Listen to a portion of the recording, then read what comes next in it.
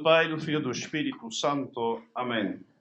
Obviamente todos terão ouvido, porque está por todos os lados, em todas as televisões, jornais, médios, etc., esse assunto das eleições americanas. Obviamente não é o sítio cá de fazer política com um pé pequeno, ou seja, política partidária, tomar, digamos, cartas demasiado concretas numa eleição, que primeiro não é objeto diretamente de um sermão, segundo, não estamos sequer no país interessado, mas também não podemos deixar de ver que o que acontece na primeira potência mundial, obviamente, interessa ao resto da humanidade, porque, pelo poder que tem este país, pois, obviamente, as consequências vão ser muitas e para nós também, na Europa e em Portugal em particular. Então, obviamente, diz-se de todo, fala-se de todo, e é importante retomarmos os princípios. O católico não pode desertar o campo da política com um pé grande, um pé maiúsculo. Ou seja, não podemos desinteressar-nos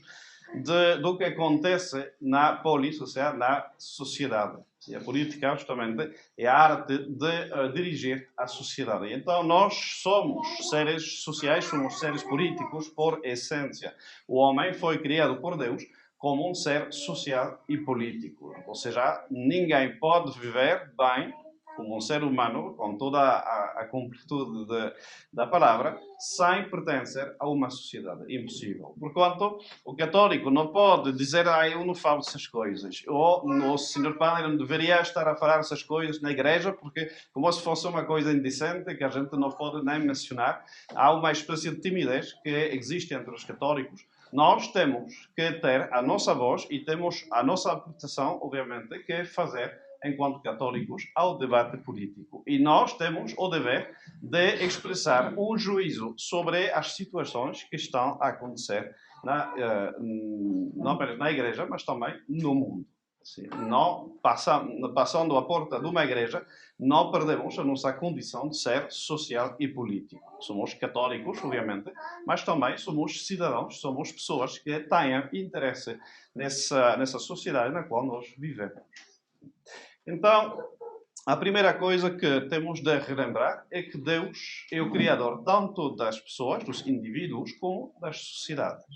Seria absurdo afirmar que Deus, que é o Criador do homem e que fez o homem, como já disse, social e político, não teria nada a ver com a sociedade ele próprio. Deus é Criador não apenas dos homens, das pessoas, mas também das pessoas enquanto sociais e políticas e por quanto das sociedades que os homens criamos.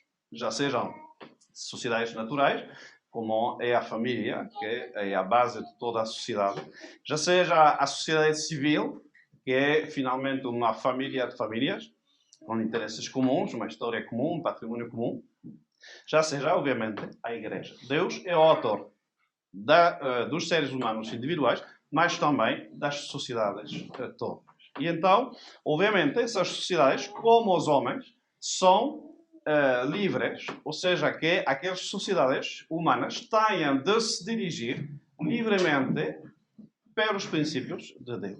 Assim como nós somos livres quando somos virtuosos, ou seja, a liberdade não é aquela licença que se pregou hoje em dia, não é a faculdade de fazer o que eu quero, de onde quero, com quem quiser, etc. Não. É a faculdade de fazer o bem, porque eu percebo qual é o bem objetivo, eu adiro a este bem. E então as sociedades também têm esse mesmo dever de reconhecer a lei de Deus e de observá-la através das suas próprias leis. Seria um absurdo tirar do homem em sociedade a capacidade que ele tem como homem individual. Obviamente, a sociedade, como tal, é capaz, porque conformada por seres humanos que são capazes, é capaz de conhecer a lei de Deus e de querer, pois, observar esta lei ou não, evidentemente. Também, assim como acontece nos indivíduos, o indivíduo pode saber qual é a lei, pode saber qual é a vontade de Deus e decidir de violar essa lei, violar essa vontade de Deus e fazer outra coisa. Isso chama-se o pecado. E também as sociedades podem decidir É abuso da sua liberdade, abuso do que deveriam fazer, pois dos elementos que Deus deu, essa capacidade de reconhecer e seguir a lei de Deus pelo movimento próprio, pois elas podem decidir desobedecer à lei de Deus e fazer outra coisa. É uma licença que se dá, que é um abuso de liberdade. E então, obviamente, as sociedades vão se caracterizar, assim como os indivíduos, entre santos e pecadores, para resumir, pois as sociedades também vão se dividir em sociedades santas ou sociedades pecadoras. Obviamente, como acontece também em nós, mesmo nos santos, Deus encontra manchas. Dizem que é mesmo nos seus anjos. Sim, há sempre imperfeições, há sempre algum pecado, tirando o caso de Nossa Senhora e de Nosso Senhor, pois todos os santos tiveram os seus momentos um pouco menos, de pouco menos santidade.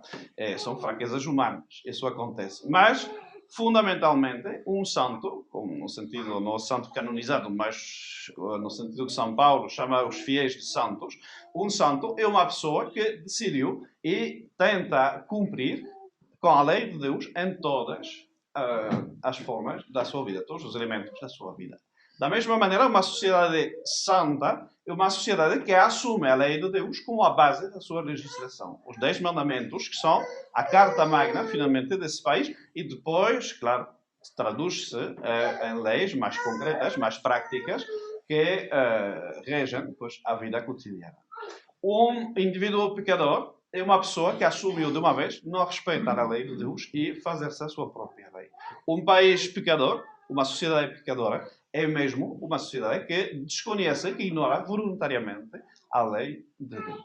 Porquanto não existe um país neutro. Como não existe também o homem neutro. Não existem pessoas que, não, eu não me interesso nessa coisa, Deus faz a sua coisa lá, eu faço a minha vida do outro lado e não me interessa. Não. Quem não está comigo está contra mim, disse nosso Senhor Jesus Cristo. E também, nas sociedades, não pode existir uma sociedade que seja neutra. Não existe. Ou seja, ou essa sociedade está do lado do nosso Senhor Jesus Cristo, ou está em contra de nosso Senhor Jesus Cristo. Numa doutrina nova, Santo Agostinho já dizia: dois amores têm fundado duas cidades. O amor de Deus até o desprezo de si mesmo, a cidade de Deus. O amor de si mesmo até o desprezo de Deus, a cidade do mundo. Então, tem essa divisão que existe, que está descrita pelos Santos Padres. Temos a famosa meditação das duas bandeiras no retiro de Santo Ignácio, que não sei como os jesuítas de hoje se arranjam com essa meditação, deve ser bastante incómoda para eles, mas Santo Ignácio também descreve dois bandos. Cada um com um capitão, uma bandeira, e Nosso Senhor Jesus Cristo, que é o chefe do bando dos bons, e o demónio, que é o chefe do bando dos maus. E não existe um terceiro bando com bandeira branca a dizer eu não participo nisto. É ou Nosso Senhor Jesus Cristo ou o demónio. Evidentemente, nem todo o que segue Nosso Senhor Jesus Cristo é um santo canonizável. Isso nunca foi e nunca será. Há alguns, já temos, não sei, São Luís, Santo Eduardo, não sei, bom, tem alguns reis que foram mesmo santos. Acontece, mas quando a gente faz a lista de todos os reis católicos que houve na história, pois a minoria são os santos canonizados. Sim.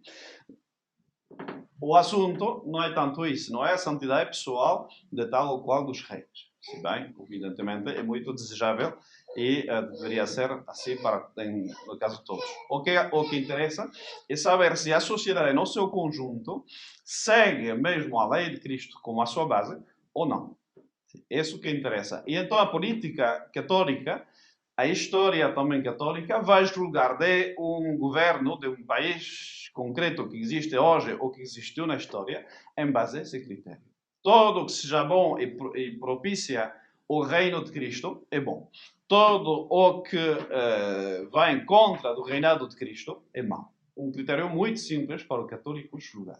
Então, quando nós temos uma situação mais concreta, vamos simplesmente escolher isto. Vamos ver, por exemplo, entre dois candidatos, vale para as eleições presentes, ou qualquer eleição, pois este candidato, o que ele propõe, é bom ou é mau para o reinado de Cristo? Esse deve ser o nosso critério, como católicos. Não outro. Não significa que a gente vai concordar em todos, cada um dos pontos de um programa determinado. Significa que vamos ver as grandes tendências. Sim. E entre dois, São Pio X disse que se os dois são maus, inclusive, pois a gente tem de ver onde existe o bem maior. Fala-se muito em política de mal menor, mas é um termo muito mal escolhido.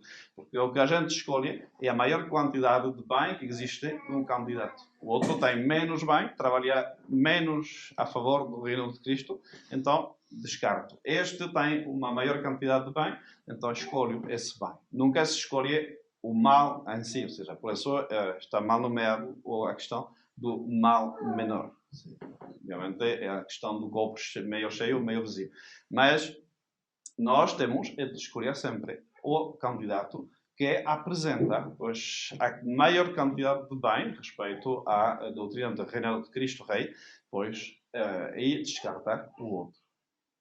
No entanto, não é o que nós vemos nessas eleições. E é muito triste de ver, mas ao mesmo tempo é lógico, é muito triste de ver que os Estados mais católicos são também aqueles que votarão mais num candidato que não é outra coisa que um velho sátrapa pedo-satanista, se isso está comprovadíssimo, e que tem o apoio,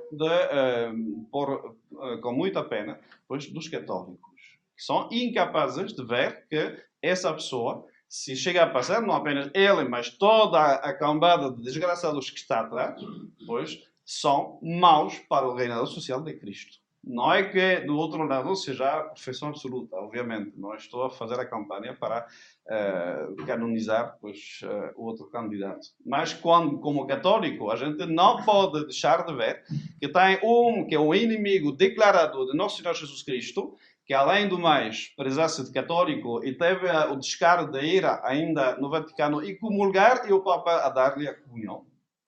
Pois, no entanto, é um inimigo declarado do nome cristão, um inimigo declarado do reinado social de Cristo. E do outro lado, bom, não temos o santo, certo? Mas temos muito melhor do que isto. Isso sem dúvida nenhuma. E então, por que será que os católicos, no seu conjunto, os parecem apoiar, por desgraça, um candidato que é o candidato do inferno, diretamente? Não podemos dizer outra coisa. É que, com o Vaticano II, a Igreja não apenas saiu da história, senão que passou no bando dos inimigos de Cristo. Como eu disse, não existe a neutralidade nisto. Então, quando o Vaticano II promove, e os papas que se reclamam deste concílio, desde Paulo VI, João Paulo II, etc., Bento XVI e atualmente Francisco, aqueles papas que renegam da doutrina social do reinado social de Cristo, aqueles papas que dizem que já não é a época para falar dessas coisas, que a sociedade tem de ser laica, neutra, uma supostamente sã laicidade, pois, então, promovida por todos os papas, não se salva, e muito menos o Bento XVI, esclareço porque parece a boia de salva-vidas dos conservadores. Não, ele próprio elogiou a sã laicidade, ou seja, e disse a Dom Marcelo Lefebvre textualmente que já não era a época para Nosso Senhor Jesus Cristo reinar. E então essa Igreja Conciliar não apenas saiu do campo da história, deixou de ter qualquer influência sobre as sociedades, influência boa, quando menos, mas passou-se automaticamente no bando dos inimigos de Cristo. Quem não está comigo está contra mim. Quem não corre comigo dispersa. É Nosso Senhor Jesus Cristo. Não existe neutralidade nisto. Não pode ser.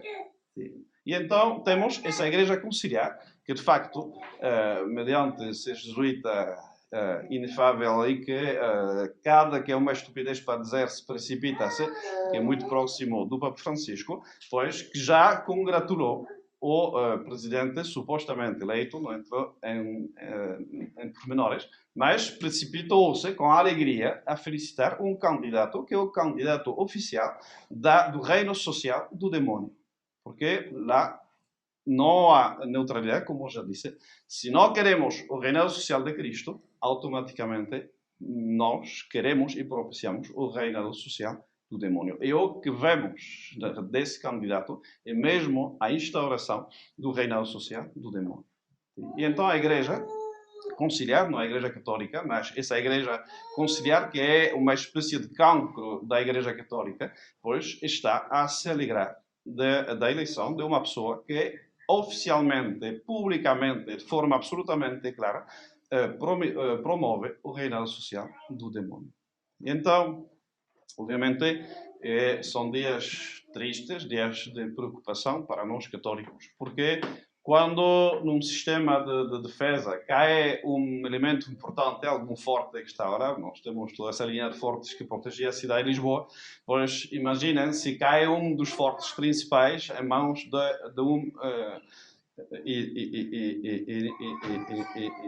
inimigo qualquer, pois a gente sabe que as defesas ficam muito mais fracas e que muitos países, depois disto, vão cair também nas mãos desses demónios encarnados que combatem a Igreja de Nosso Senhor Jesus Cristo. Então, obviamente, é uma época um pouco depressiva, mas que nós temos de identificar a este momento da paixão em que Nosso Senhor Jesus Cristo deixa-se em mãos dos seus inimigos.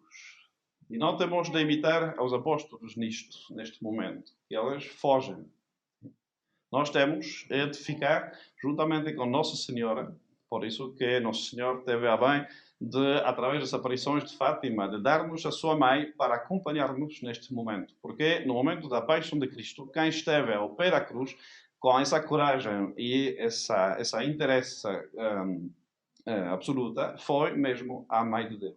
Nossa Senhora, que esteve de pé, estava de mater dolorosa, não estava desmaiada, não estava a chorar, talvez, mas com força, com essa coragem que dá, pois, essa união perfeita de intenções com Deus. E então, Nosso Senhor, nestes tempos que são os últimos, dá-nos justamente a sua mãe como último remédio, e mais especificamente o coração de Maria. Por isso essa petição muito importante de Nossa Senhora, dessa consagração da Rússia, também um acto político de Nossa Senhora, consagração da Rússia ao coração de Maria, senão a Rússia iria espalhar os seus erros. E é o que nós vemos finalmente, quando se analisa um pouco mais finamente, não vou fazer isto agora, mas o que vemos é a instauração de uma ditadura comunista no mundo todo, que está a avançar cada vez mais, e lá temos um bastião, talvez parece inaudito à primeira vista dizer os Estados Unidos estão a cair no comunismo, porque a gente ficou com aquela dicotomia da Guerra Fria, assim que está o bloco comunista de um lado e o bloco do mundo livre do outro lado. Pois o comunismo é um ser mutante, uma espécie de vírus que adoece a humanidade toda, e então ele mudou de forma. Já não é a União Soviética, mas fundamentalmente ele está a atacar o mundo como nunca e, através de formas políticas diferentes, está a contaminar o mundo todo e levá-lo à morte. Então, nós temos a demonstração da verdade do que Nossa Senhora disse. E temos a demonstração também do que ela disse. O Papa consagrará a Rússia, mas será tarde. Ou seja, primeiro, para responder aos sedevacantistas, Nossa Senhora fala de um Papa que vai fazer e tarde. Ou seja, que esqueçamos a crise de nervos, assim, de que, por causa do Papa ser infiel à sua missão atualmente, já não é Papa que será. Nossa Senhora nunca disse isto. Fará de um Papa que não faz o que ele diz e que termina fazendo, mas será tarde. Ou seja, que Nossa Senhora não é sedevacantista, definitivamente.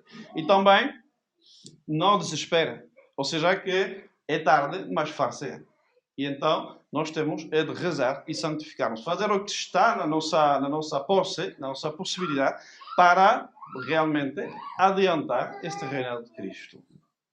E através do reinado de Nossa Senhora. E então é para nós uma necessidade de conversão pessoal, uma necessidade de preencher os requisitos que Nosso Senhor pede a cada um de nós. Nós não somos o Papa, nós não somos bispos, e então não podemos fazer essa consagração da Rússia. Mas sim somos fiéis, sim somos pessoas capazes de cumprir, preencher esta devoção ao coração de Maria. Rezamos o nosso terço, rezamos o rosário, se temos a possibilidade de fazê-lo, rezemos em família enquanto for possível. E também façamos os nossos 5 primeiros sábados. E então, não se preocupem, podem ler o introito da missa de hoje. Nós temos vencido. Ou seja, é só ficarmos junto de Deus. Se a gente se afasta de Deus, claro, estamos mal. Mas nós temos vencido. Não temais, pequeno rebanho, eu já venci o mundo. Disse o nosso Senhor Jesus Cristo, e tem como esse eco nas palavras de Nossa Senhora, ao fim, o meu coração imaculado triunfar. Assim seja. Em nome do Pai, do Filho e do Espírito Santo. Amém.